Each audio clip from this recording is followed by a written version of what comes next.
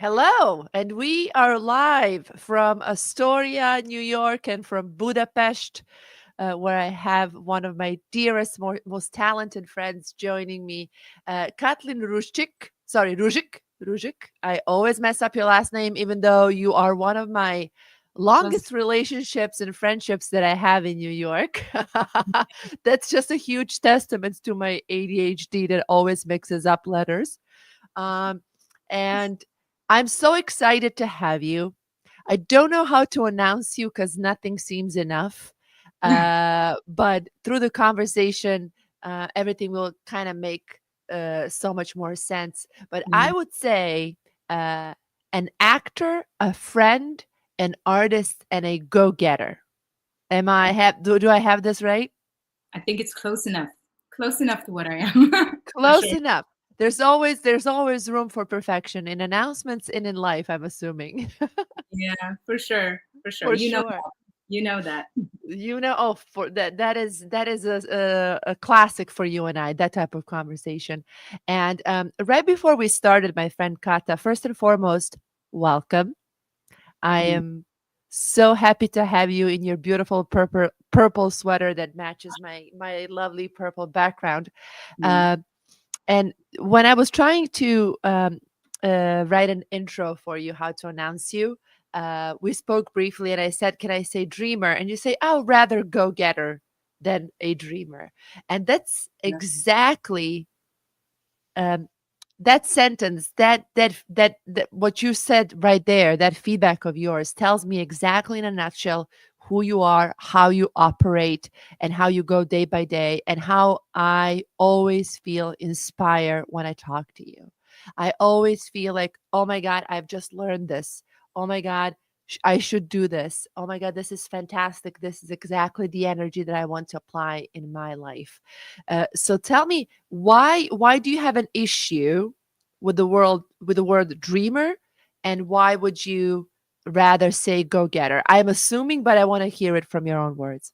Okay, so first of all, thank you for having me. I wanted to say that because this is our first time doing something like this, and this is amazing that we know each other for, I think, more than 12 years now. More than Something 12 years. That's a fact. something about our friendship is that you doing the same exact thing to me, consistently inspiring me, and just not being judgmental. We're not being judgmental about each other's lives, and just consistently supporting each other. And I think we have that in common, back and forth, which is one of my favorite thing about our friendship, is that we Mhm. literally talk about anything and everything that happens in our lives. But the dream thing is the word dream. It's something that's not real, something that Mhm. just out there. It's like something that like a human with a horse head. That's not real. So I like to Mhm. use the word goal or aim instead of dream, because goal and goal, it's a fact. It's something. It's something that I can grab. But a dream is something that's elusive and it's not realistic. It's not real.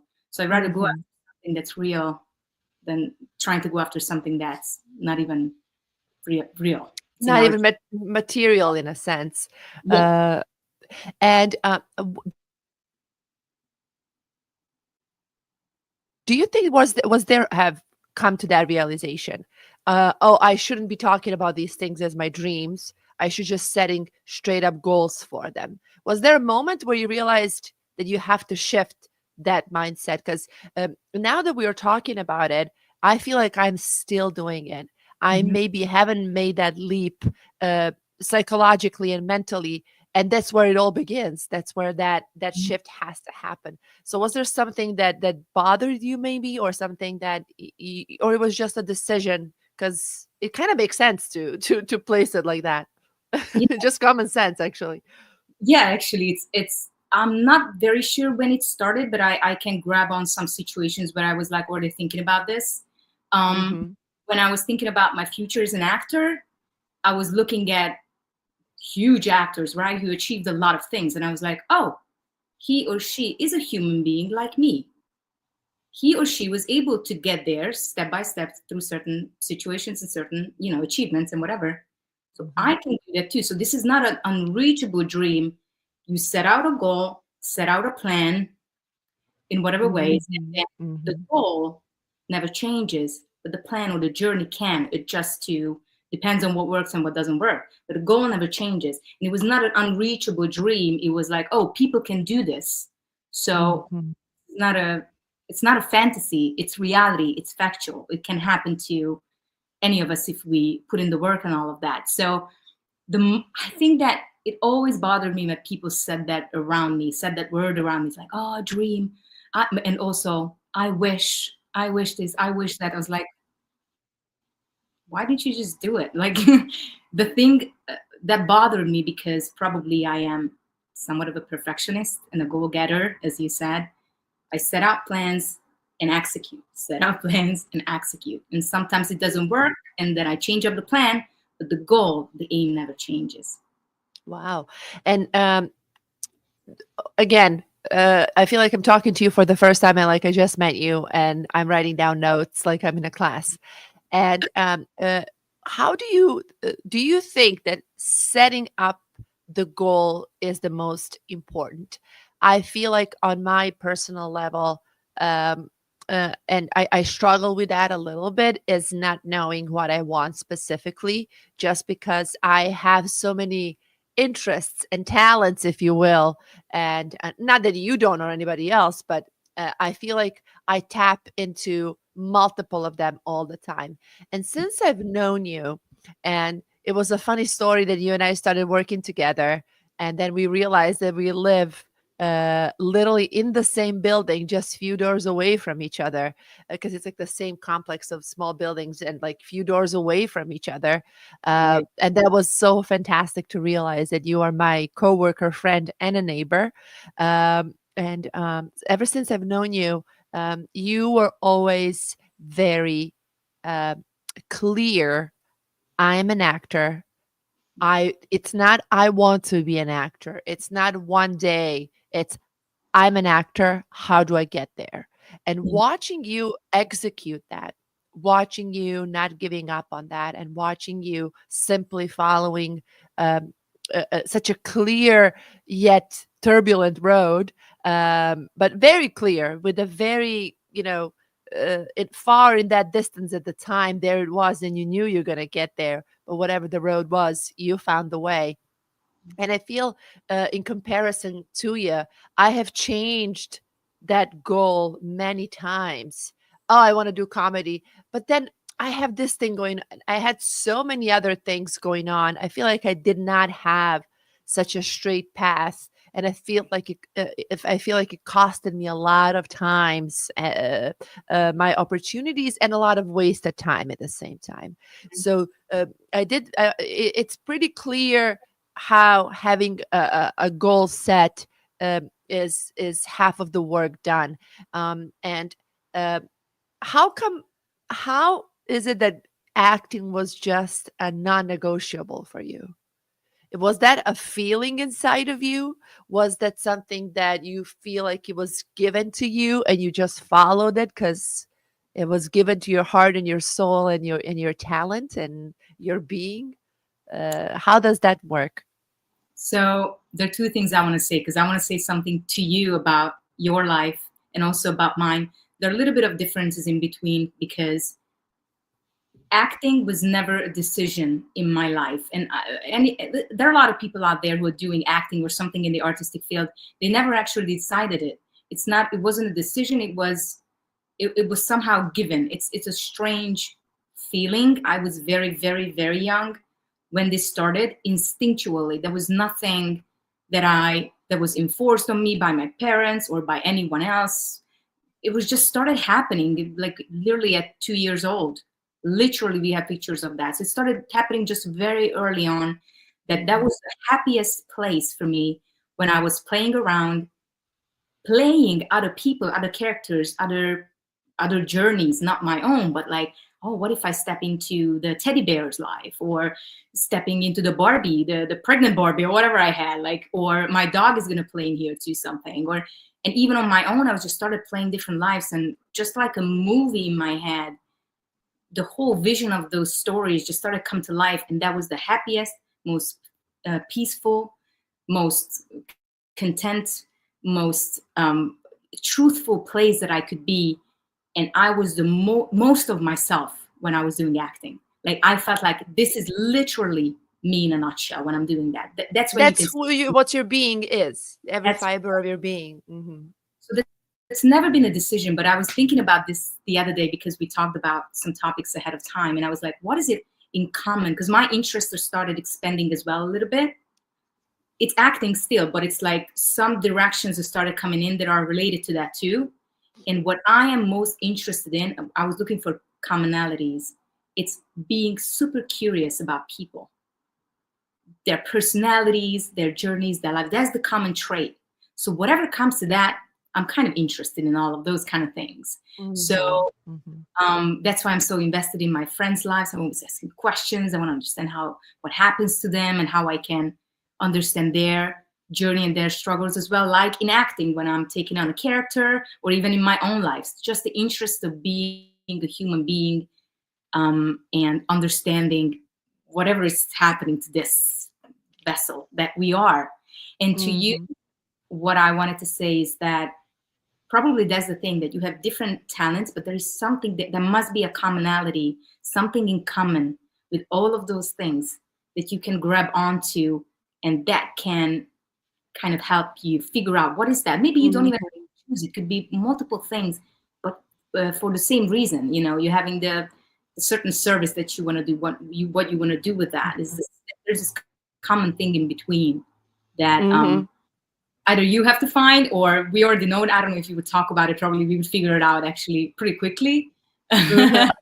Luckily, my vessel became the podcasting. I think like it kind of put all together everything that I ever wanted, because it kind of puts me in a position where I can talk to anyone and everyone about different topics, where I can put in a character when I feel like acting, when I can do it live, when I can do it like this, where I can have written out scenarios if I want to do the joke part.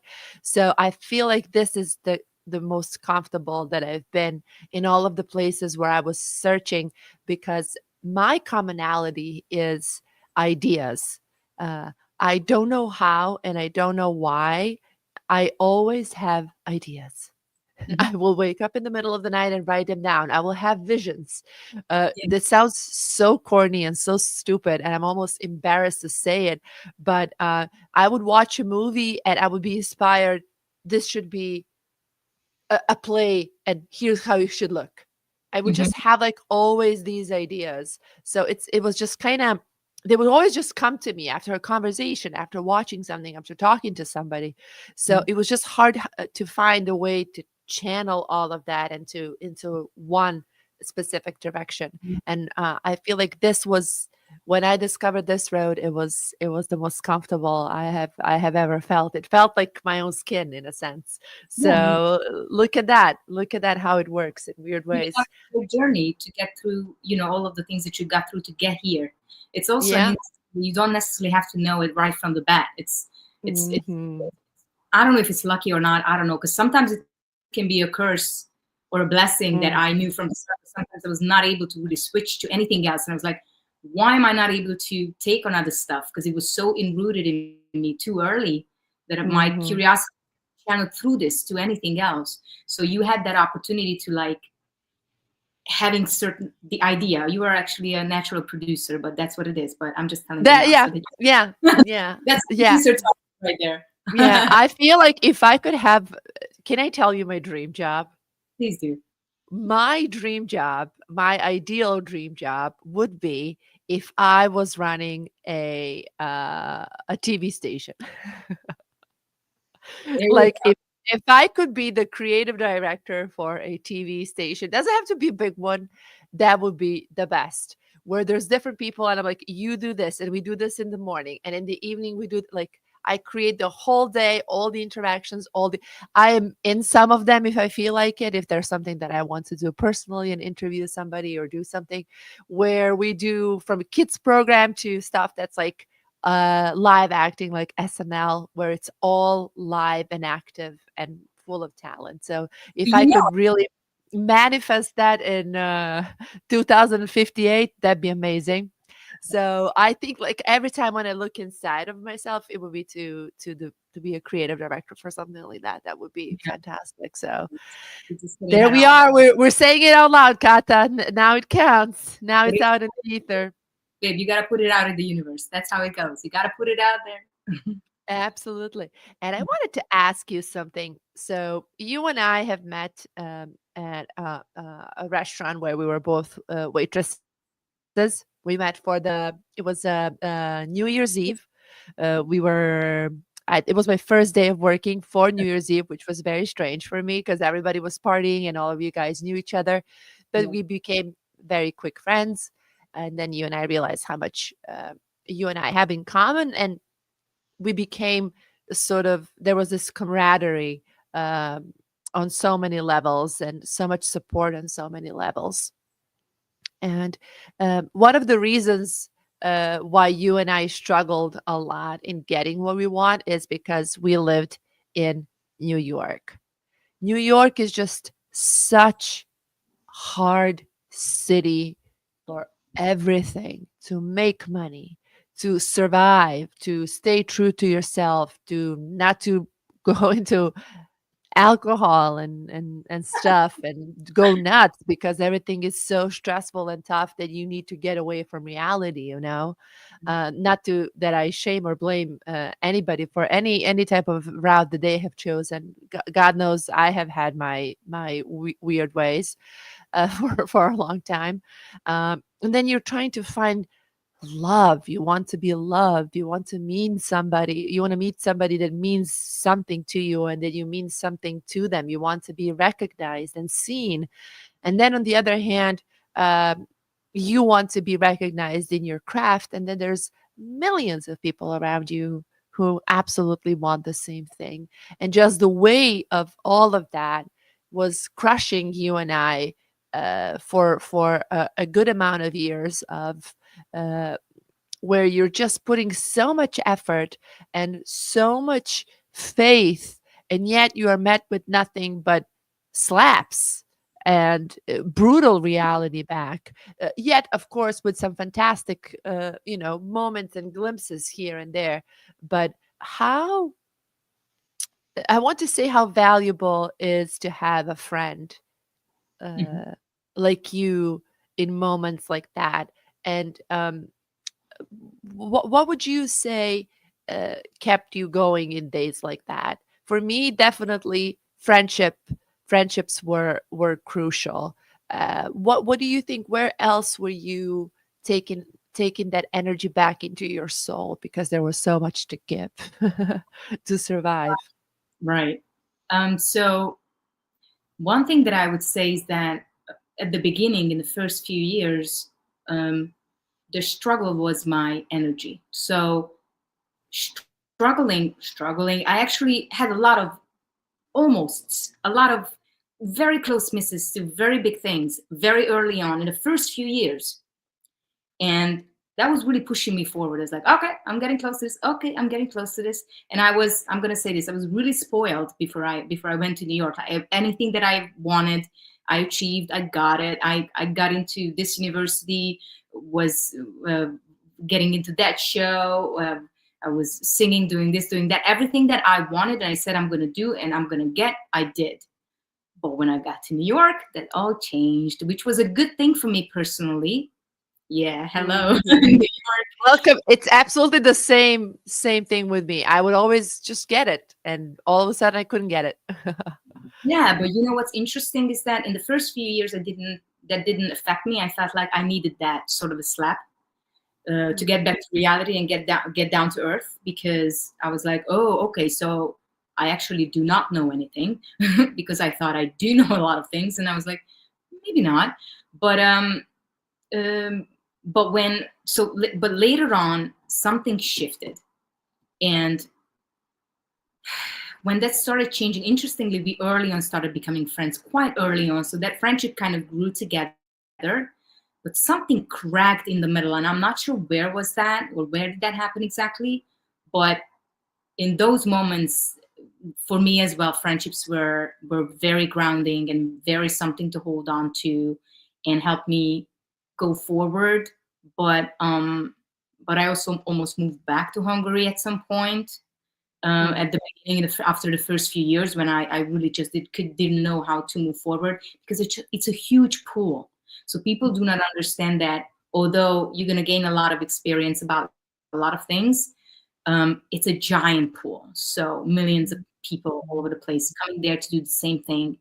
And friendship was definitely a baseline. And I was consider you guys as, and I'm pretty sure it's the same thing. I consider you guys as family. So because our family was so far away from us, I really felt like I'm finding sisters and brothers, and not mom and dad, but like a close family, like cousins and all of that. Everybody was so close to each other, and because we kind of were there for the same reasons, but following different paths, but for the same reasons. We wanted to do something. We wanted to achieve things. So mhm, we understood in our journey, in our struggle, what was going on with us.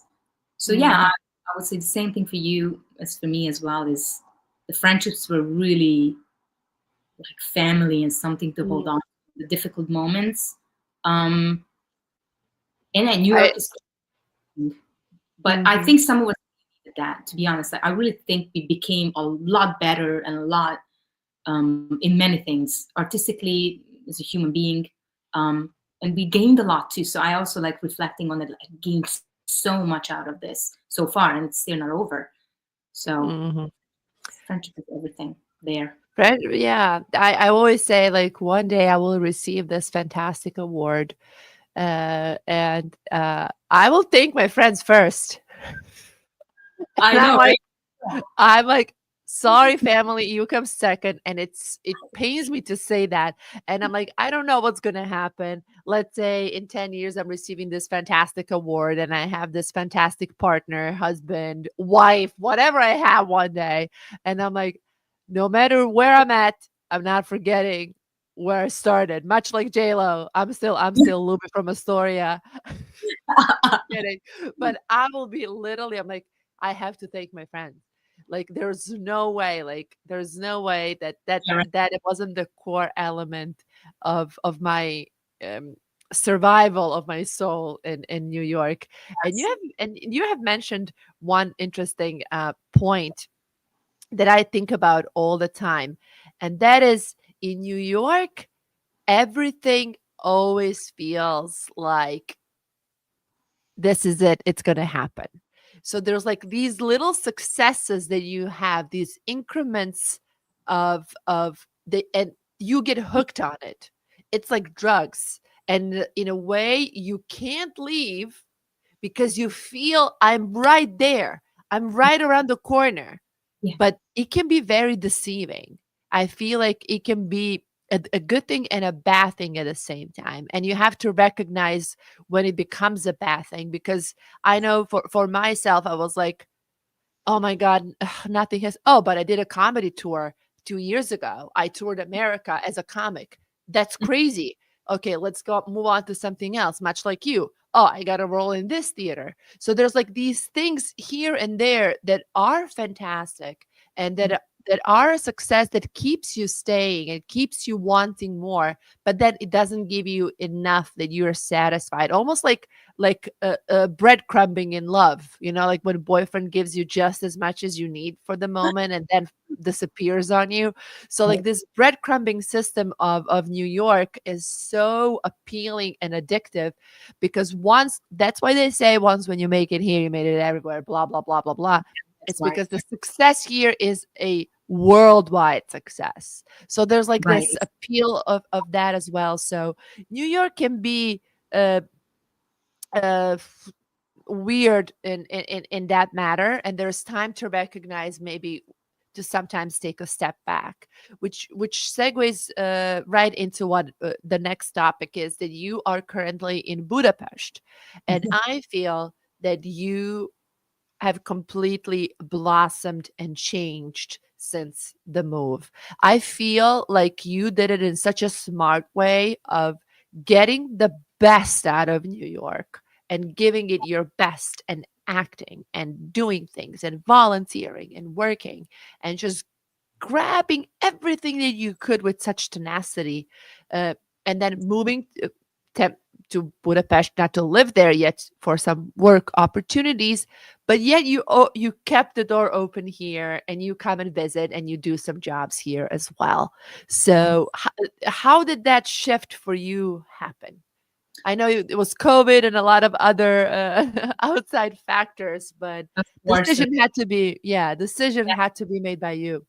Yeah, exactly. So first, I would say that actually what you said about New York is true. So when you're there, I mean, I don't know how it's for other people, but it was the same for you and I probably, is that it really feels like that you were one step away from getting to where you need to get. And I also was close to so many opportunities that if one of them would have come together, I would have literally just landed on the moon, like literally right away. And I do know people along these 10 years who actually got to the moon. So that's the strangest thing. And I know people who, and I'm not gonna say name because I'm not allowed. I didn't ask, so I'm not allowed to. But an actor friend who at the beginning lived in the basement now is almost an A-lister actor in America and in big Hollywood movies and all the time.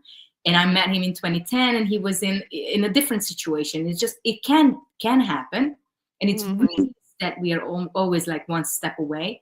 But for me, the shift and the idea started coming to me that maybe I should leave is when things started not really happening. Like, it didn't matter that I put so much effort in here, so much effort in there, so much effort in whatever I was doing. For whatever, something got stuck, and I was like, whoops, this doesn't feel right. Something, my gut feeling is telling me something. So I never really listened to, by the way, I just want to add to that, maybe that's interesting for you. I never listened to my heart or my mind. Like I always listen to what they say, but I was like, then I go down to my guts, and I just like, what is my sensation is trying to tell me as well. So that's like this little inner whisper that you have, which is not your heart because that's emotional, not your mind because that's logical. But something more down there in the core is like, what is going on in my body?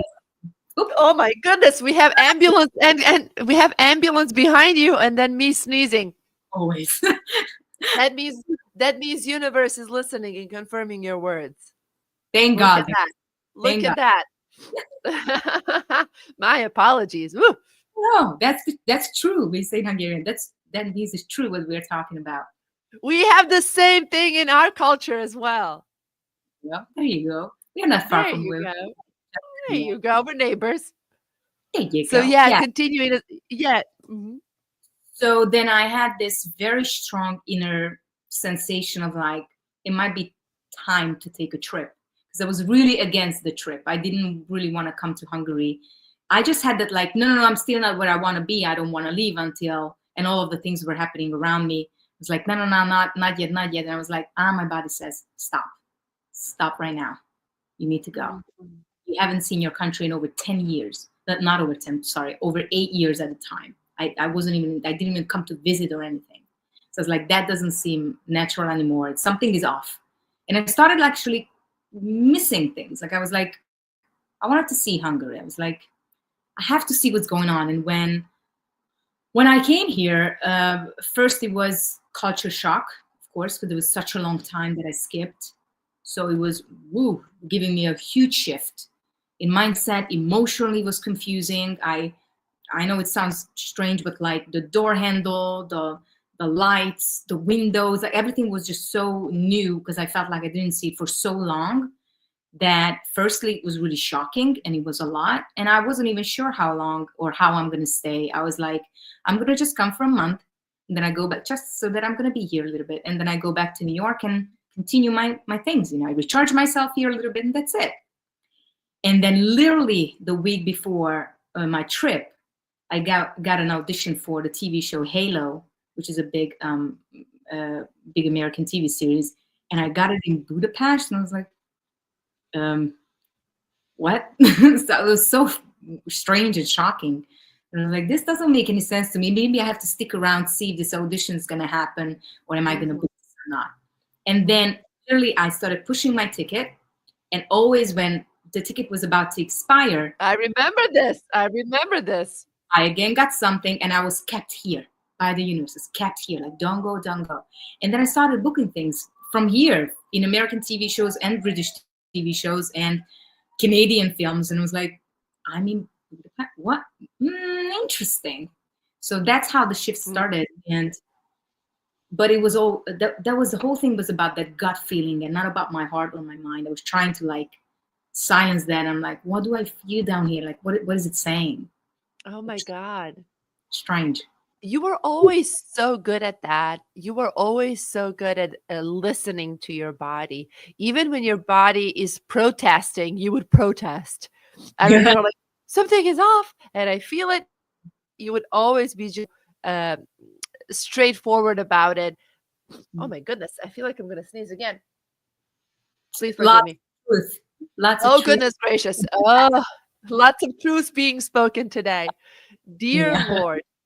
Also, it's a sign that I have to clean the dust in my room, I'm assuming, because I always I always sneeze when there's dust around me. Uh, yes. And this is the same room where you and I always used to hang out. It's the Yeah, same. I It's miss just it. background looks potentially a little different, but it's the same spot. So I'm very curious about one thing.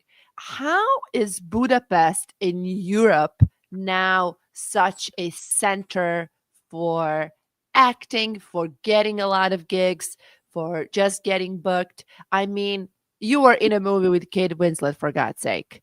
Like, Yeah. what else do you want? You shook hands and hung out with Kate Winslet, who personally picked you for that role. She was the one who picked you.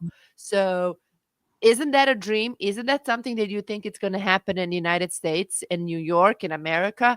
And lo and behold, in beautiful Budapest, you get handpicked by Kate Winslet. And I was late to watch it in the movie theater. I'm so sad about it because it would be the best moment that I'm in a movie theater in Astoria watching you on screen with Kate Winslet.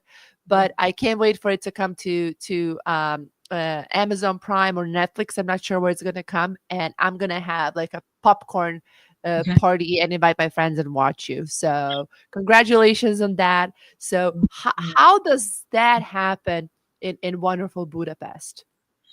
Well, something started happening here back in 2014, actually, 2014, 2015. And it relates to your country as well, and like Central Europe in other Mm. places too. It's not just Budapest. But Budapest became so central because the shift when it started happening is like about taxes and all of that stuff or whatever, like a bunch of money thing as well.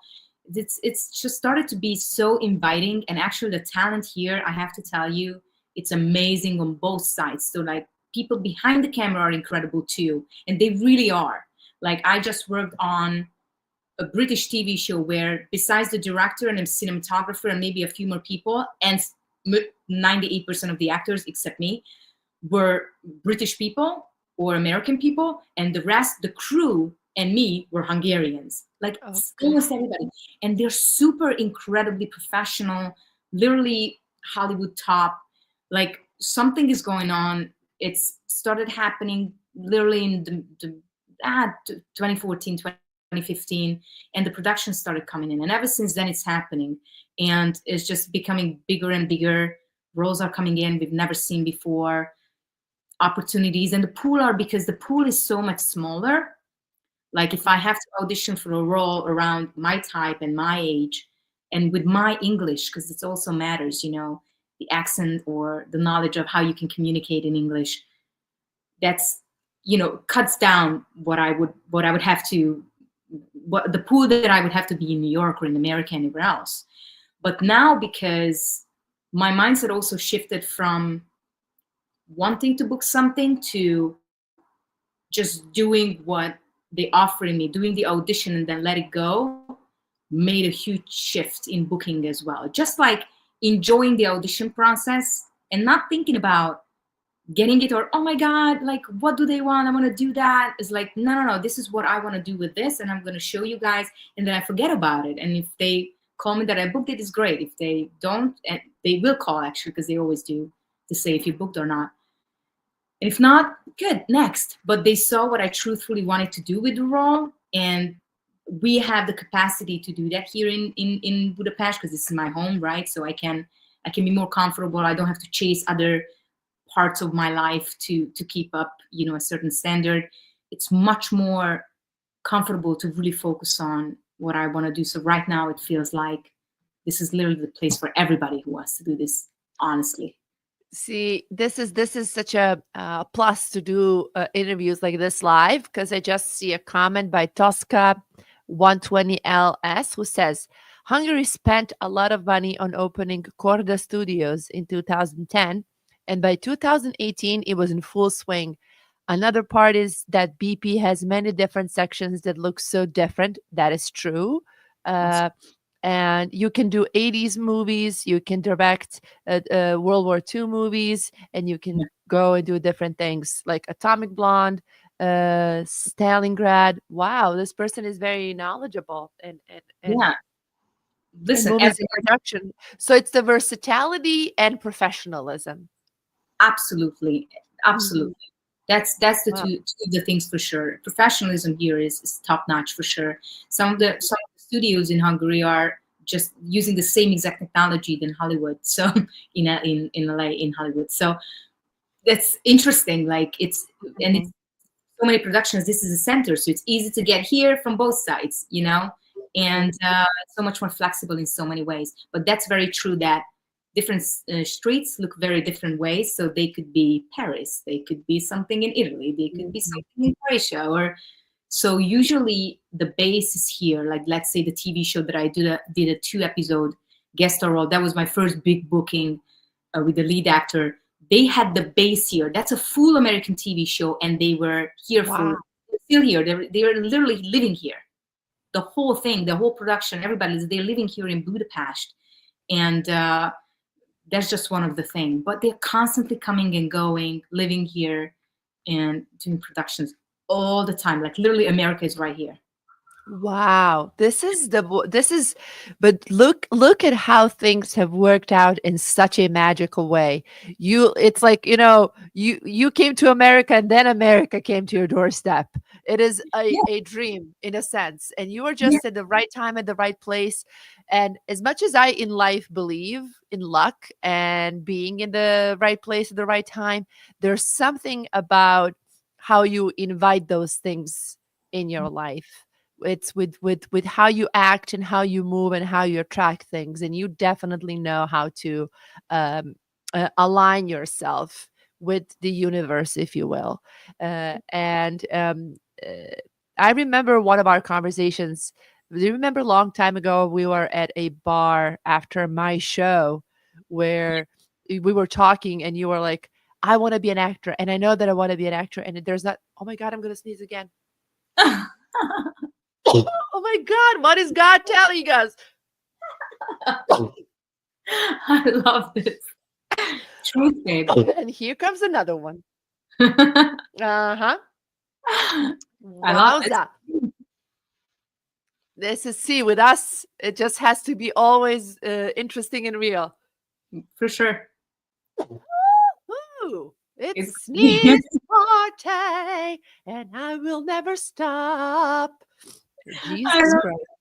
It happens to you sometimes when we are talking. This happened to a couple of times when we were started talking, and it's just I sneezing happening to you. It never happened to me in an interview, and I have done so many, not just on my podcast. This is it. This is our life now. It's me, babe. I'm telling you. This is totally me. It's totally me. Woohoo! You're bringing me the energy. See, we're talking about universe. Universe is talking back. With that being said, with this little sneeze break, do you journal? Do you do all of those things? Do you sneeze? Do you try to stay in touch with yourself and with all of your plans and with everything around you? Do you try to be uh, in a manifesting mode? Mhm. Any This is it. It's Okay, my apologies. We're gonna pretend it's not happening. Anything that you're doing in that sense to make sure that you're aligned with Mhm. the world around you. Wowza. I love this. I love this because I remember this happened to you a couple of times when we were talking. We started talking and it's just the sneezing just started happening to you. I am a professional sneezer. And I have a bunch of allergies that they don't come out very often. They come out in just these like series of sneezes, and I can go for 30 sometimes. So I'm expecting everything today. A few more, right? And not to deviate from our topic, but I remember my father had the same thing. Oh, interesting. And we lived in a house that had like a big foyer that was very acoustic. And on weekends, my dad would wake up very early to have coffee, and all you hear in an acoustic house is "Wah!" He sneezes, and he would wake all of us up. And I, as a kid, was like, "Why? This is a weekend. I want to sleep." And He lo and wakes behold, I am 30 something. I developed series of sneezes, much like my father. So you, something that you don't want that's gonna come to you. You gotta be careful with what you say out uh, loud. Oh, finds you. full circle in every sense. But yes, with that being said, I feel like you are always good with keeping either journals or diaries or your thoughts or your plans or something in that matter in a physical form. What would be your best recommendation for that? Um, the thing is that I used to journal. I stopped for whatever reason. At some point, I was like, "This is maybe not the thing for me right now," because I wasn't journaling in a way of how I was more like telling stories about what was going on with me, which is like it's a good thing, but it's not really the way of journaling works. I know what it is. What I decided, and I think I would recommend that to literally anybody. I mean, not that I should give advice to anyone, but what I figured out for myself is some sort of a value system that I want to live by. So there are certain values that I want to live by, and I'm also trying to not select, but trying to kind of attract those type of people in my life who kind of live by the same kind of values. And so because I realized that I feel it's an interesting thing that you asked that, because this value system is the one thing that I always go back to when I feel like something is not really in the right direction. Is like, am I aligned with this thing that I feel the most comfortable with? So figuring out those 5 to 7 things that I want to live by, or I believe in, or feels authentic to me, is what I'm trying to do, and trying to see if the people around me um, are believing in the same thing. So like kind of like picking people through purpose and not through pleasure. So I don't like it's pleasure meaning like hanging out. Like I don't do that, but like are we have certain visions? Are we going into same type of directions, living Mhm. through same values? I know it sounds maybe a little bit confusing, but the value system, setting that up, what are the things that are non-negotiables for me about people around me? Those are also game changers for me. And certain values, what do I want, how I want to be, and how I would hope to find people to be around me the same way. And that helps to select certain troubles that could happen. Absolutely. It weeds out whatever doesn't serve you.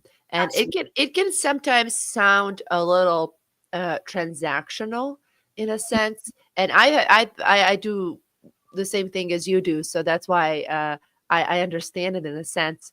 But it's really not. It's not even a conscious decision. It's almost like a visceral body reaction of like this doesn't serve. I can't be around this. It doesn't do for me what I needed to do and how I need to feel. And the more that you are surrounded with the right crew, right people, and the right value, the core value thing, uh, you are creating that universe for yourself that you actually want to operate and live in. So Yeah. there is such a benefit of doing that for yourself. And I think when we're younger, it's so much harder to say no and to create that because that's how it goes. That's normal. You can drink, you can have fun, you can hang out with anyone. You don't have to drink, but you can do whatever you want. But especially with time, especially with experience and with knowing what matters more and preserving your peace as well, which comes with time as well, much more. It kind of all goes into the same direction, and which is uh, purpose, no pleasure, in a sense, which I love it. Yeah, right. I That's an interesting. also just do what you do or what you want to do with your life, or if you understand what you want to do, because it's some people still don't know, and it's a difficult thing to find, or you might have it early on. Practicing that every single day. I'm always, every single day I do something that relates to acting, literally every single day, and actually as much as I can. So if I have more time, I do a lot of things, like even just like with doing these audition videos, self-taping. So I have this little Instagram page that I also started because it came out of necessity of working with my friends and practicing with my actor friends of these audition tapes that we have to do, which is a very unusual, strange thing, that you have to turn a camera on and you are behind a blank canvas and you have to act in a certain way or take on a role or whatever. And so just practicing every single day is what, and thinking about this, how to understand more of this world of what I live in and what I want to live in, and just getting further into that is what I'm going to say that I think that's important to everybody who wants to do something, to every single day, just without any reward, like literally just doing the thing is the reward. You know what I mean? So like having that sort of a mindset to improve and get better at what you want is also balances your energy and your emotions and your mindset about your future and about anything in your present life as well. Doing what you love, doing what you love and what you're good at. Doing what you love and what you're good at. And I really am curious about your, I'm going to go back to it, but because I'm very curious about your experience with working on a movie with Kate Winslet.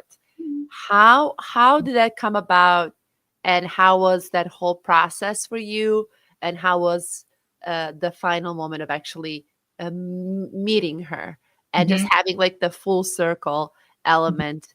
And don't forget to mention that story that you told me about her and Leonardo watching you in a movie theater. So it's just a little bow on that. Yeah, let me go through that. Okay, so the audition came about through Hungary, of course, and originally it was a non-speaking role, so there was not even a line or anything. And I was like, but this is a scene with Kate Winslet, so I do want to give it a go and let's see what happens.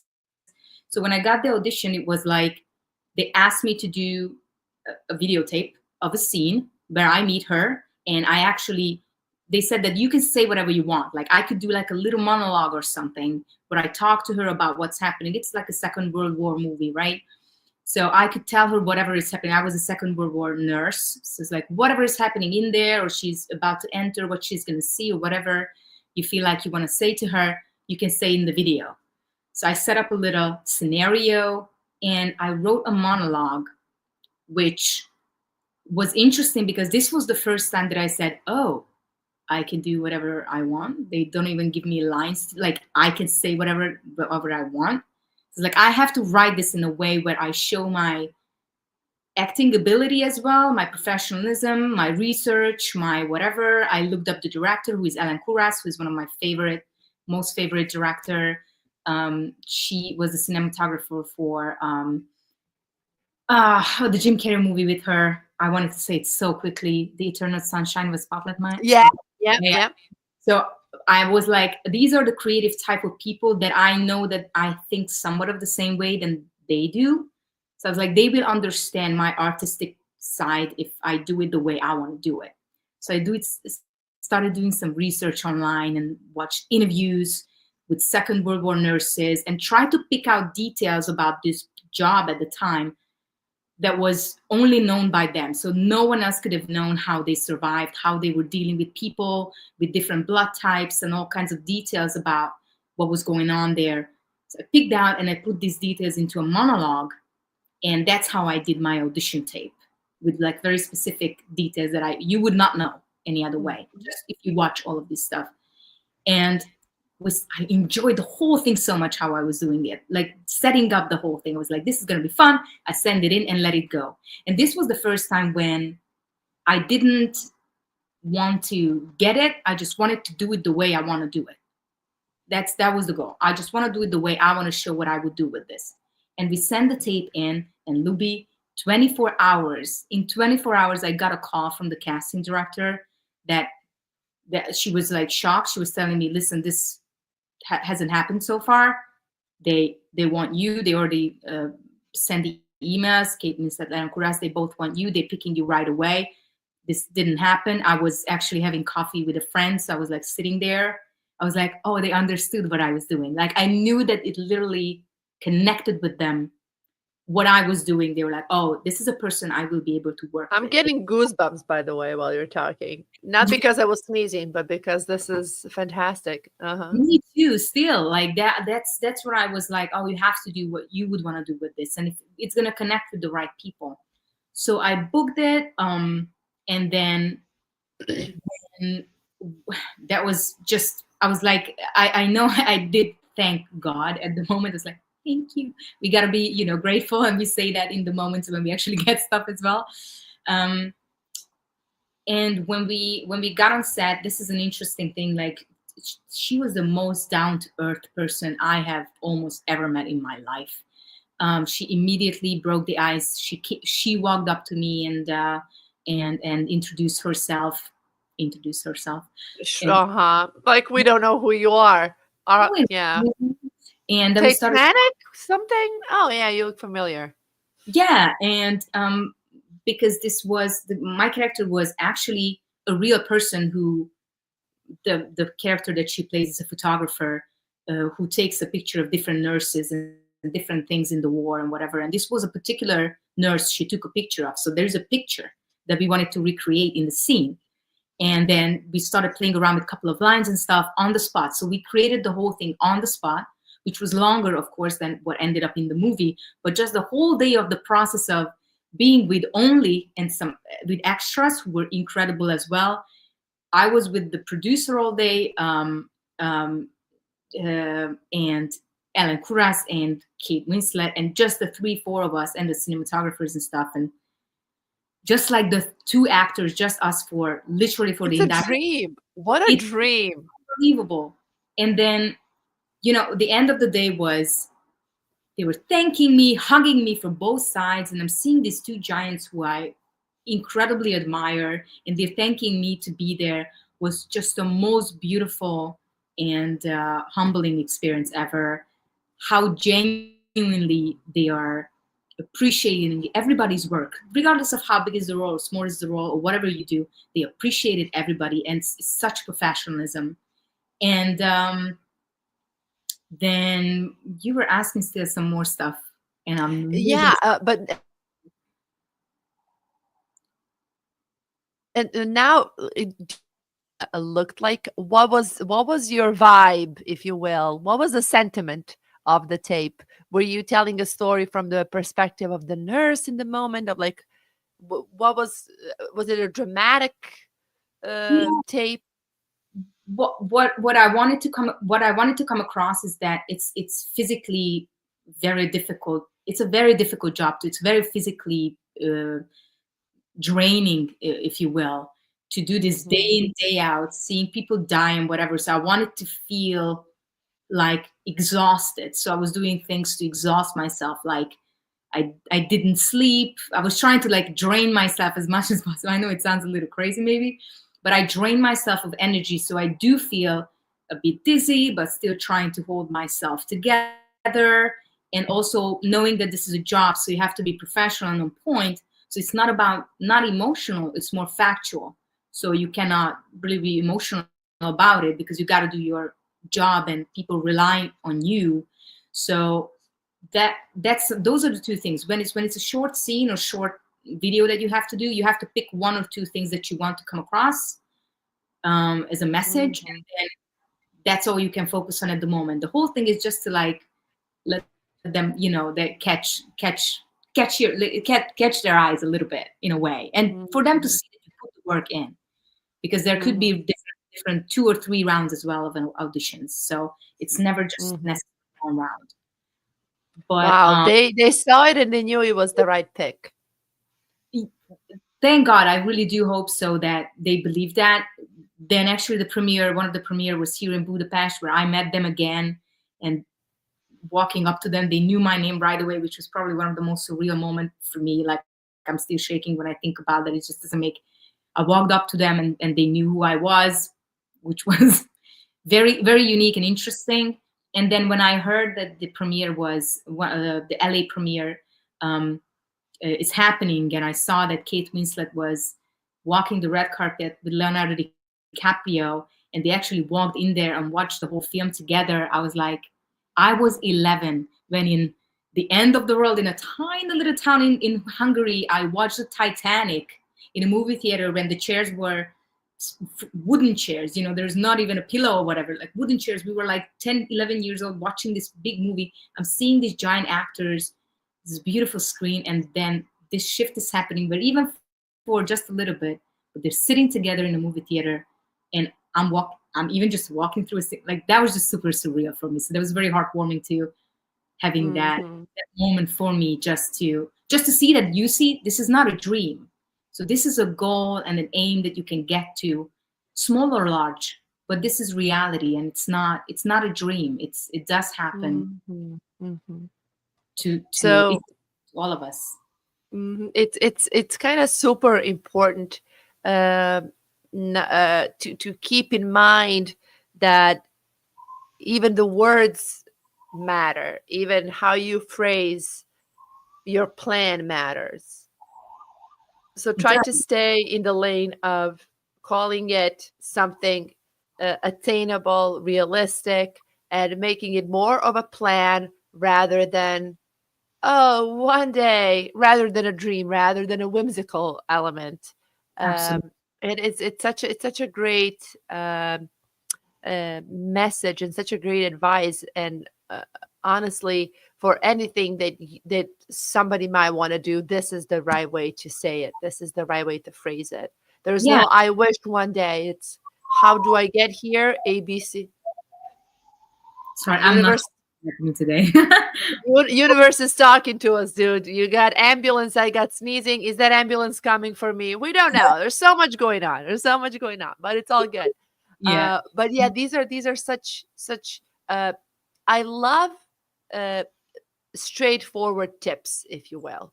Like when I interview, and I do a lot of interviewing for my job, and like when you're talking to like people who are trying to help out somebody, when you're talking to professors or mentors, and I'm always like, give me the top 3 tips, give me the steps, give me the specific route.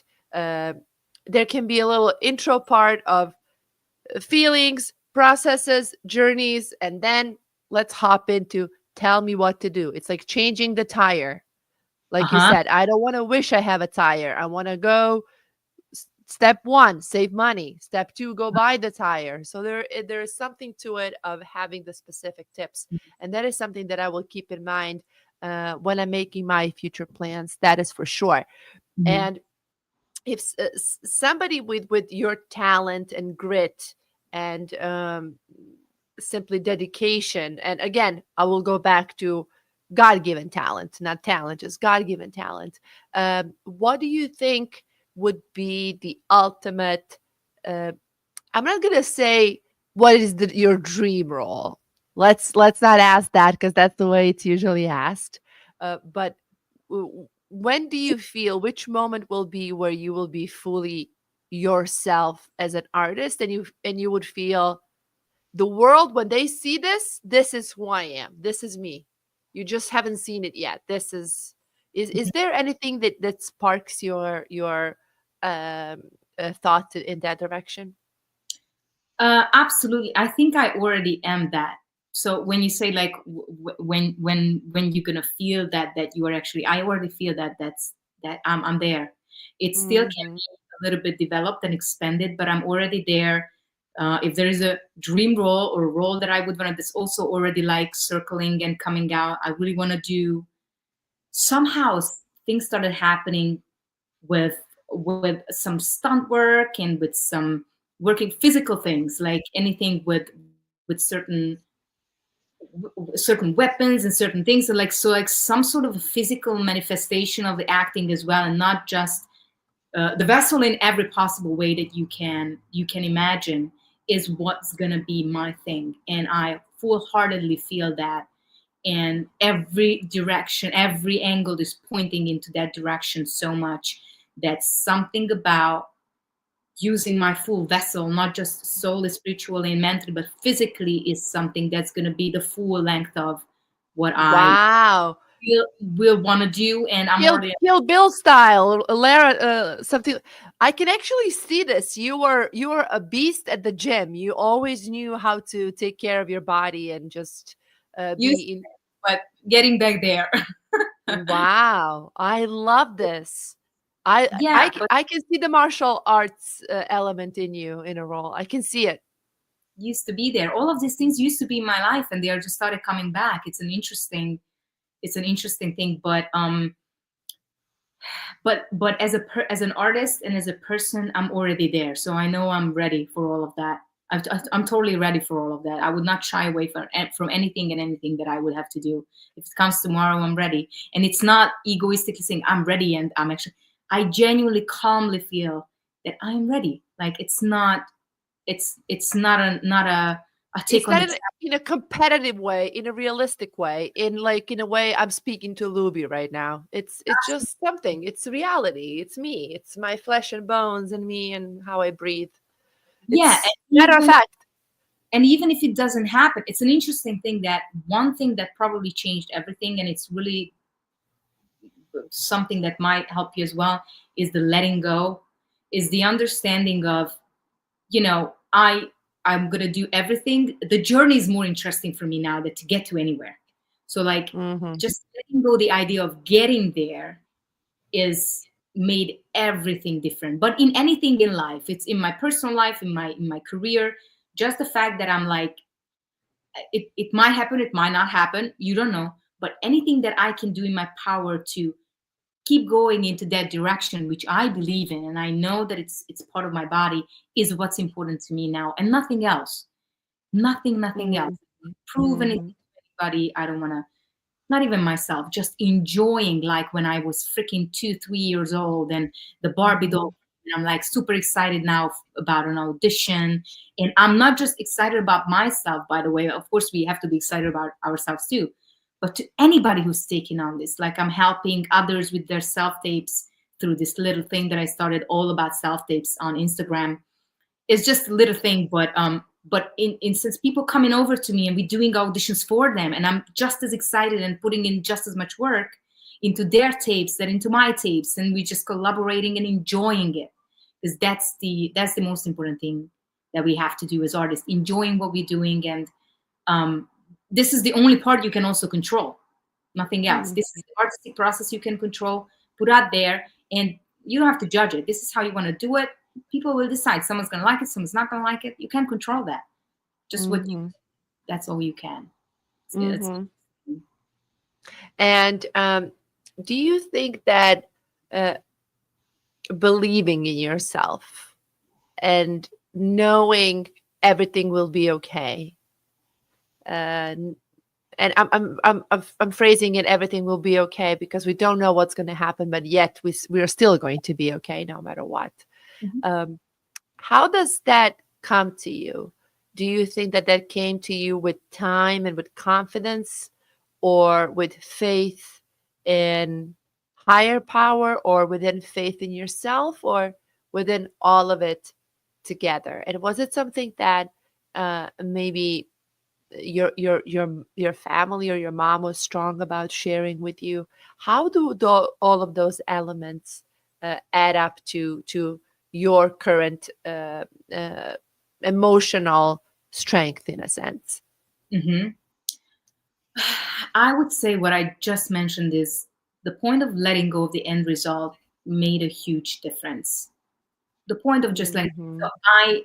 I'm already okay, and I will be okay, because I don't think about the end result. I think about what's happening to me right now, right in this moment, today and tomorrow, maybe. But I'm not really running further ahead. I have some ideas, but when I start to get into it, because that's a habit. It's like, no, but I want Mhm. this after 5 years of da da da da da. And I'm like, whoa, whoa, whoa. I can have ideas what I would like, but you don't Mhm. know if that's going to happen. But just the process of doing it, I already feel like I'm okay, and not trying to expect of myself to getting somewhere and getting something is what made me calmer, made me more relaxed, made me more at peace with myself and with others as well. And just just enjoying and trusting myself that whatever happens, I'll be able to deal with it. Just that thing of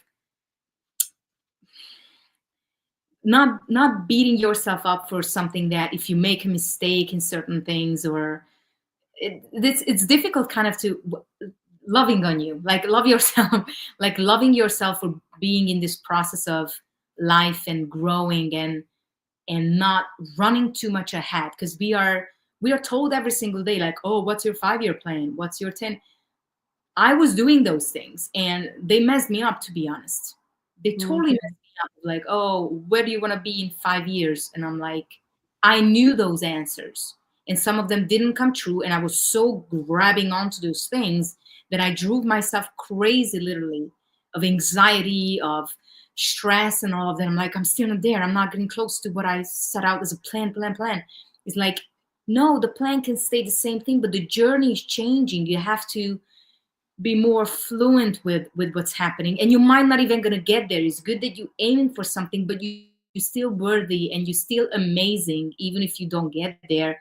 We're just worthy because we were born. And I know this is probably a cliche, but it's true. Like, you're here, Mhm. enjoy this thing. If you have something instinctually that you love doing, do it. And for God's sake, let's just enjoy this, because we're stressing ourselves so much about every little thing. And whenever I Mhm. I go back to this. I gotta let go. Like, you know what? Mhm. I don't care about getting there. No, no, no. It's fine. What's happening now? I have to enjoy this right now. We're Mhm. killing ourselves through that, aren't we? We do. And I'm gonna. We have talked for a little bit over an hour, Oops. and which is exact. No, no, no, no.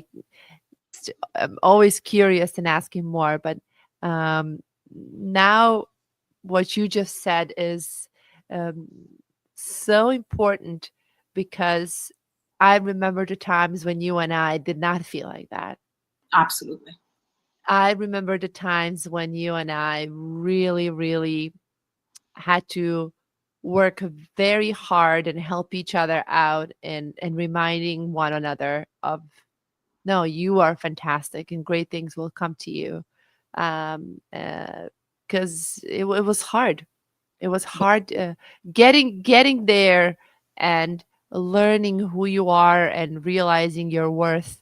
Uh, it really is a journey, and um, I've started to shy away from these topics lately because they're so talked about, and everybody talks about, and they're just like my spiritual journeys. Everybody's talking about journeys and all of that stuff. So I feel like it watered down and diluted the essence of that conversation. Mhm. And I'm like, oh, everybody's talking about it, whatever. But then, you live life, you have situations at work, at home, in life. You have friends, you talk to your friends. And day to day, you are reminded of, this person doesn't know their worth. Look at their pain and suffering. Oh, in this situation, I didn't recognize my worth. And I think that I have set myself up for a failure. So it translates into every aspect of your everyday life, of are it is an essential element of a healthy life, and good trajectory. So it makes so much sense that you are in that space. It makes so much sense that once when you have recognized that and realized that, it kind of is unfolding in magical ways. So I'm so happy to hear that. It's a full circle in so many ways. And again, I never want to talk about these topics as much because I feel like everybody's talking about them, but in a Yeah. sense, they are crucial. There, Yeah. once when you started enjoying yourself, who you are, and your own journey, it all became so much better, so much Yeah. easier, so much lighter, Absolutely. didn't And it? there was this one thing I saw today. Actually, I saw this quote many times already, and I'm not Hmm. gonna be able to know who. Like, I'm not gonna know the person who said it, but I just wrote down the quote for you because this is literally one of the best lines I've ever heard as well in my life, and it goes like this. I just want to say it to you because it might help you too, I love it. especially when you're in like in a dark place and you have no idea how to get out of it. I definitely had a fair share of that and YouTube, but probably mine was worse than yours. But I don't know. But so here it goes. Listen to this. I think you probably heard this before. Sometimes when you're in a dark place, you think you've been buried, but actually you've been planted. Oh my God, I'm getting goosebumps. Me too. Ah! I heard this when I was like so down, and I heard this line. And I was like, I'm a little seed that's gonna, like, I'm in the ground seed, like it's a little seed that's gonna come out. And I visualized it and I saw it come to life. Like, it's not that I'm dead. It's like you are, in a Wow. it's a place of growing, and there is gonna be an end of that where you come back to Hmm. better Wow. more.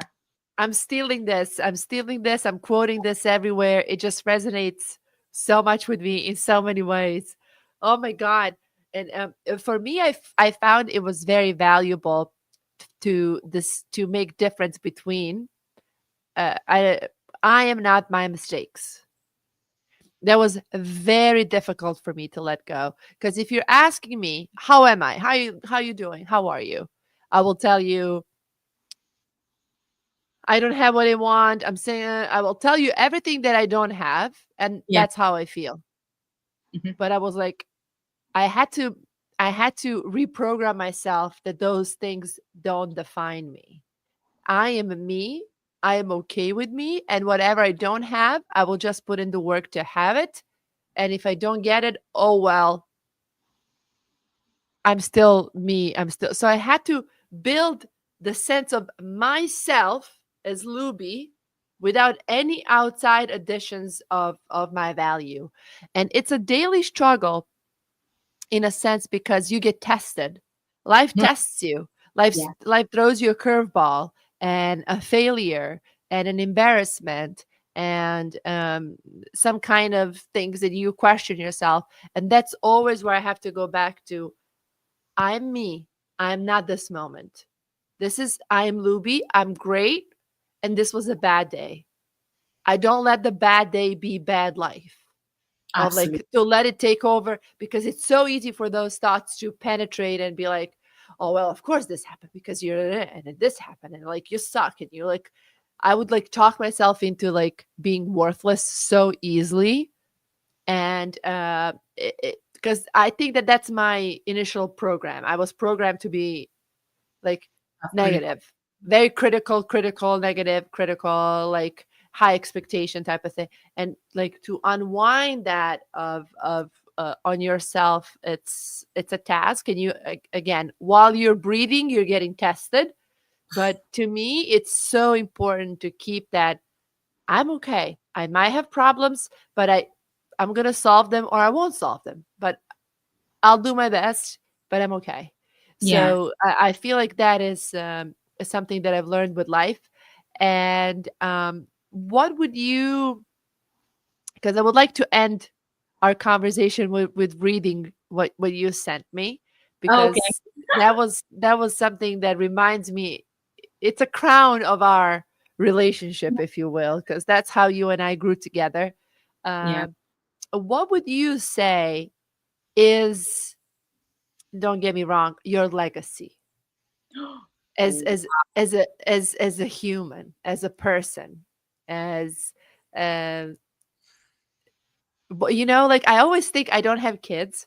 I would like to say yet. We'll see again, whatever God brings. But like, what would I want my kid to know? For sure. Like, what would be advice that I'm like, this is something to keep in mind. So once when they know that's their north star, what would be your north stars in a hmm. sense? So I would say that I believe that my if legacy, in a sense, is service, to give back.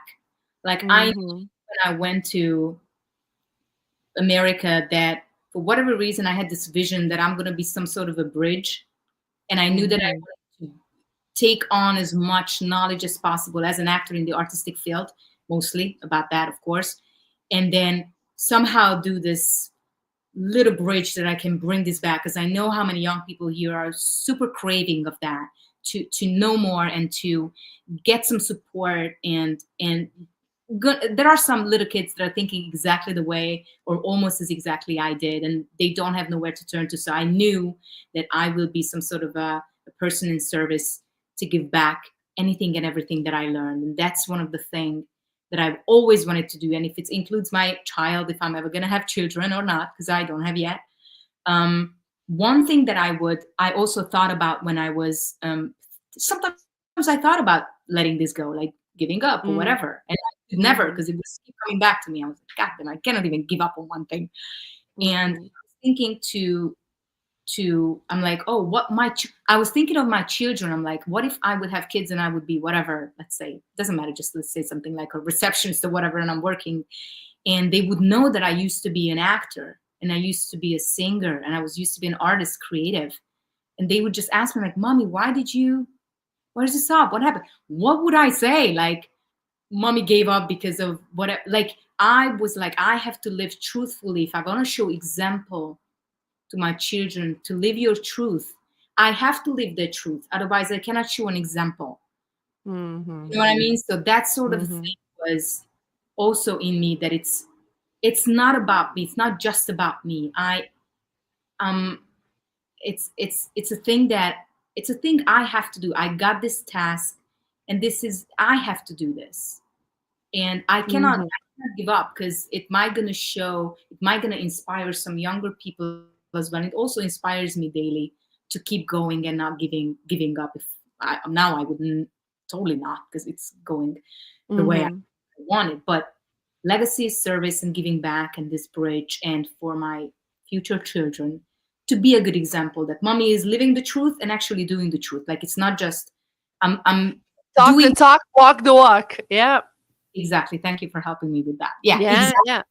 Exactly.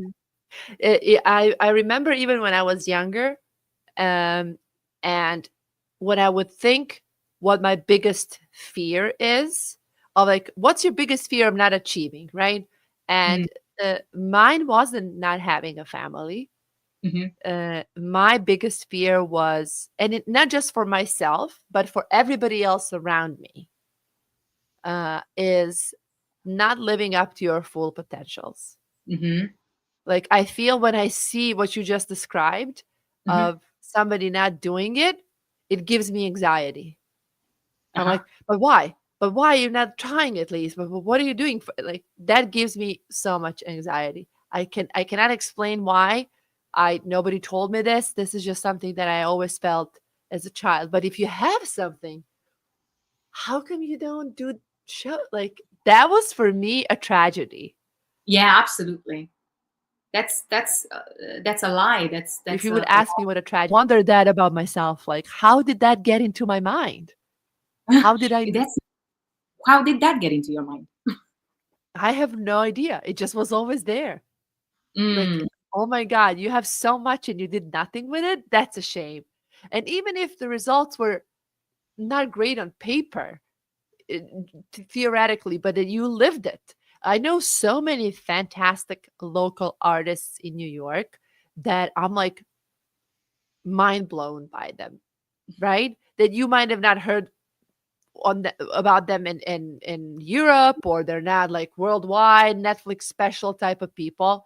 But I just went to one of the shows last week, and he produces them on his own, has a musician behind him, then does comedy, has a fantastic a newsletter coming out every week, has not a giant but very dedicated community of followers and of people who do things together and hang out together and do art together and make money to get it. Yeah. Just, isn't that a fantastic life?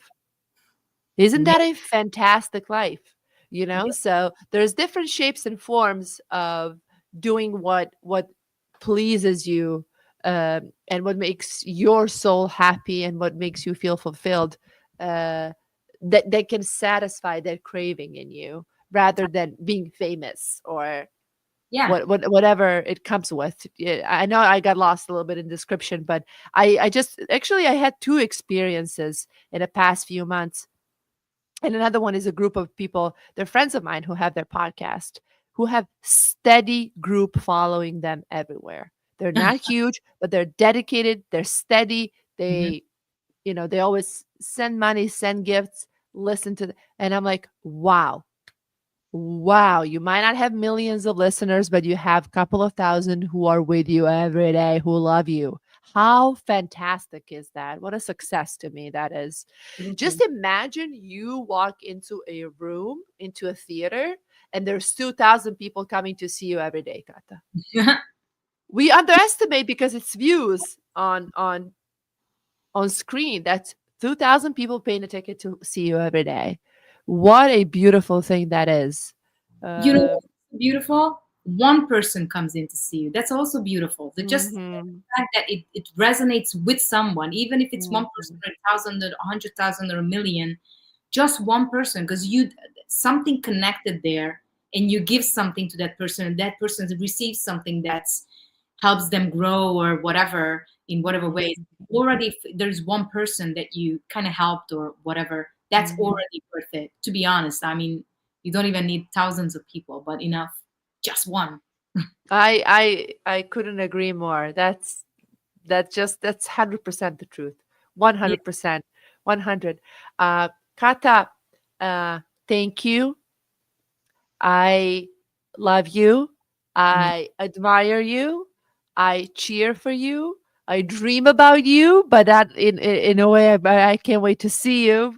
And I literally had dreams about us this week because I knew that we'll be talking to you. And weirdly, we were in our street walking. It was, Oh, I think it was like an old memory that I have had of us. we were in Astoria, we were in Steinway or something.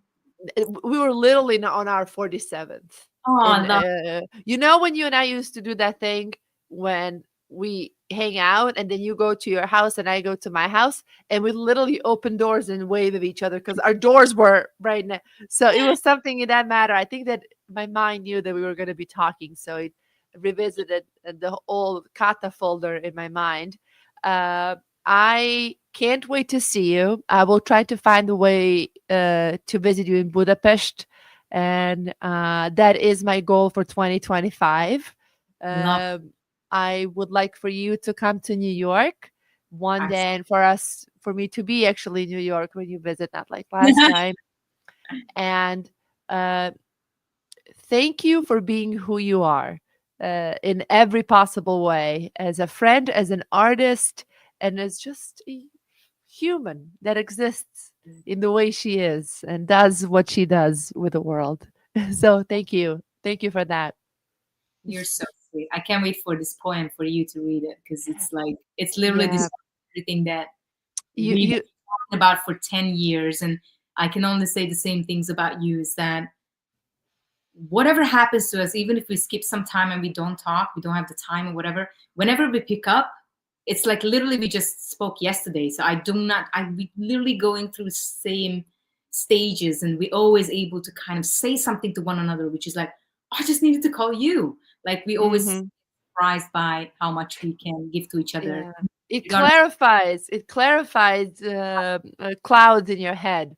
And one thing that um, uh, again, when I think about our friendship and our talks, it was, oh my God, this happened and I don't know what to do. And this is the end of the world. And then we talk through it. They're like, oh, okay. And then it happens again. And then we're like, oh, it happened.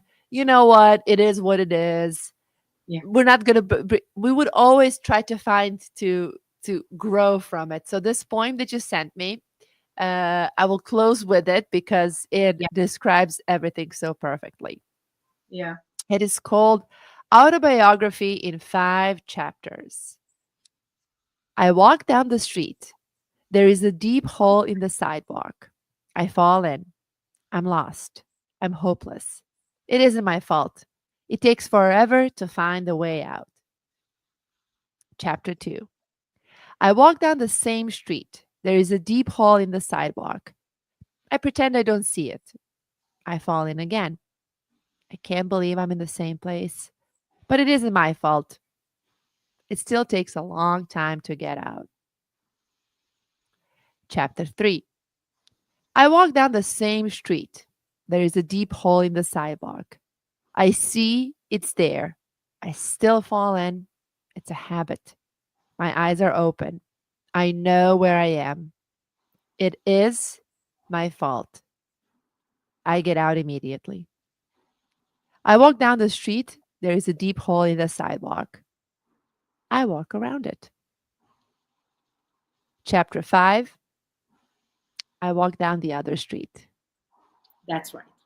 There we go. I love That's, you, my friend. I love you. And we'll always walk down the same street, no matter what it is.